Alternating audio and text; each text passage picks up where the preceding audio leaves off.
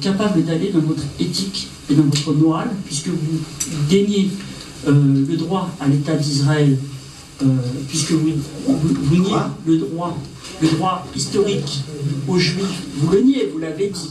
Ça c'est sûr. Vous niez le droit historique. Ça c'est sûr. Alors, vous niez le droit historique aux Juifs. Je ne parle pas au peuple juif globalement. Je parle aux Juifs d'avoir leur État. D'avoir leur État. Je n'ai pas dit ça. Ah si, c'est écrit, vous l'écrivez. Vous savez, jamais tu ne vas pas trouver. Je nie les droits historiques des Juifs sur la terre de Palestine. En niant le fait que les racines du peuple juif sont sur cette terre, vous le niez. Vous dites que les Juifs sont une invention de l'esprit sioniste. Non. Le peuple juif. Jamais. Le peuple juif. Vous dites comment le peuple juif fut inventé. Vous savez, on ne peut pas... Alors, attendez, je vais juste aller au bout de ma question. Non, je n'ai pas vous arrêter. Je voulais vous demander une petite chose. Voilà. Le glissement de mots est très important sur tous les débats, historiques, politiques, idéologiques. Le glissement de mots, regardez, c'est bien. J'ai dit que je nie les droits, d'ailleurs je suis contre le concept de droit historique, mais je nie les droits historiques des Juifs sur la terre de Palestine. Je ne nie pas les droits des Juifs. Mais au nom de quoi? Au nom de quoi vous le niez? Au nom de quoi vous le niez? Vous êtes qui? Vous êtes qui par rapport à la majorité du peuple juif? Termine, je vais répondre. Excusez-moi que je vous ai répondu. Est-ce que vous ne vous rendez pas compte que vos écrits servent une partie des plus extrémistes côté musulman ou côté antisémite pour dire les juifs n'ont strictement rien à voir avec cette terre. Donc vos écrits sont utilisés. Hein.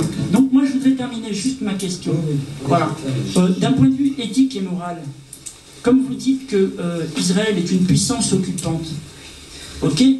Alors êtes-vous capable aujourd'hui de dire je rends mon passeport israélien, je ne me sens pas israélien, je n'ai rien à voir avec cette terre. Et par exemple, là, votre livre, dans Comment la terre d'Israël fut inventée, vous dédiez ce livre aux habitants du quartier, aux habitants de Asher Mouanis. Hein, êtes-vous capable de rendre à l'autorité palestinienne vos biens fonciers? Voilà. C'est une bonne question. C'est une bonne question. Êtes-vous capable d'aller jusqu'au bout? Puisque, après voilà, votre avis. Il faut aller au sacrifice. Après votre avis. Vous laissez je vais répondre à... votre... Voilà. Ok, merci beaucoup. C'est très bien que vous avez posé ces questions. Je vous respecte. J'ai jamais dit que les Juifs n'ont pas le droit à un État. Si c'était au Sahara, au milieu du Sahara, l'idée de bâtir un État des Juifs purs, c'est leur affaire. J'ai rien contre. D'accord?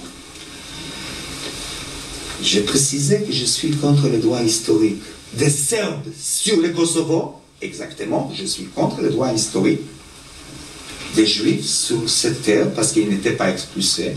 Et d'ailleurs, je ne sais pas si vous avez lu une partie de mon premier livre. Le peuple juif, bien sûr que je l'ai. Oui, donc vous savez très bien mon idée que les populations palestiniennes en place, s'il y a une chance que quelqu'un est vraiment descendant, pas direct, hein, c'est plutôt les Arabes en Palestine. Non, maintenant, jusqu'à la fin.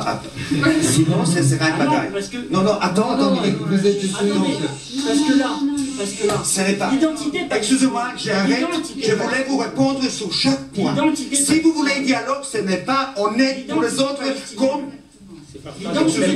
Est-ce que vous voulez un dialogue? Je vous invite. Que vous dites, je vous invite. Comme vous critiquez Monsieur, je crois qu'il y a une règle. Ce n'est pas honnête. L'identité palestinienne. Dites exactement d'où viennent les Palestiniens. Puisque vous dites les Juifs. Les Juifs viennent de l'Europe de l'Est. Écoutez maintenant. Dites d'où viennent exactement les Palestiniens d'origine. Ils viennent d'Égypte, ils viennent de Syrie, ils viennent d'Arabie Saoudite, ils viennent de tous ces endroits. Ils n'ont pas eu une identité palestinienne propre. Et ça, vous ne le dites pas, ni dans le premier, ni dans le deuxième. S'il vous plaît, vous arrêtez. Ne corrige pas. Vous avez posé une bonne question. n'essayez pas de me corriger sur le plan historique, s'il vous plaît, parce que ce n'est pas un dialogue. Pourquoi? Non, parce que ce n'est pas un dialogue.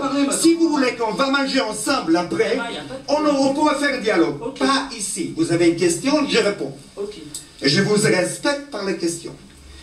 Donc, je dis qu'il n'y a pas un droit historique, parce qu'après 2000 ans, je ne crois pas que des populations ont des droits historiques sur la Terre. D'ailleurs, je ne pense pas qu'il faut chasser les Francs d'ici.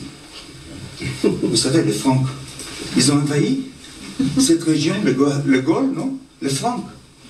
C'était des envahisseurs, des concurrents. Et tu sais, je ne propose pas aux Français de se débarrasser des Francs. Même que c'est beaucoup plus court de 2000 ans. Maintenant, pour être sérieux, monsieur, dans mon premier livre, j'ai essayé de montrer qu'une partie de cette population n'a pas bougé parce que les populations des paysans travaillent leur terre. Ne me dérange pas. Je fais un signe de la tête. C'est déjà trop. Ça, non, pour moi c'est ça. Je suis d'Israël. Je voudrais souligner, non, il n'y a pas un droit historique. Oui, il y a un processus historique. Le sionisme a réussi à créer un peuple là-bas, avec une culture propre, avec une langue propre, pas les langues des Juifs du monde, les langues des Israéliens. Il y a une littérature, il y a cinéma, théâtre israélien. Donc il y a un phénomène national très important en Israël. Le sionisme a réussi à créer un peuple nouveau. Deux peuples nouveaux.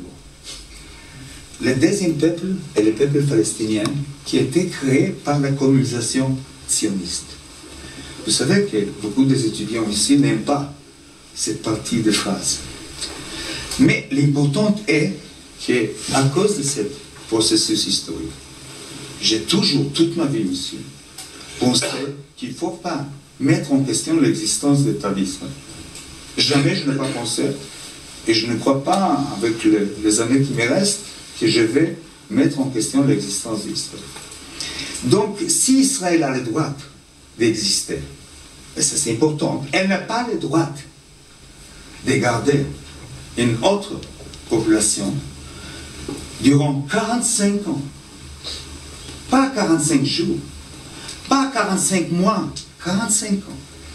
À la fin du XXe siècle et le début du XXIe siècle, garder une population entière de à peu près 4 millions de Palestiniens, sans aucun droit politique, sans aucun droit civique, sans aucun droit syndical, sans droit d'autodétermination et de souveraineté de soi-même.